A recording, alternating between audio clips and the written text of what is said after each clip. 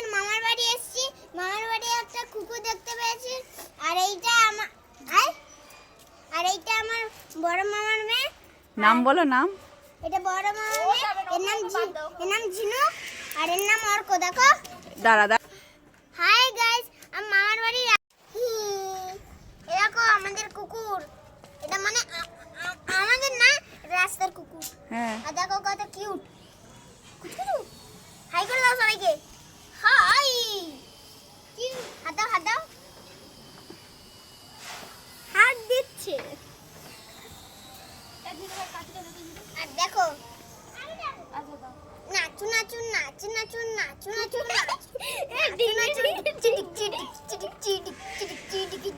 কুকুরকে কিছু খাওয়ালি? খাওয়ালাম তো। কি খাইছিস বল? কি খাইছিস কুকুরকে?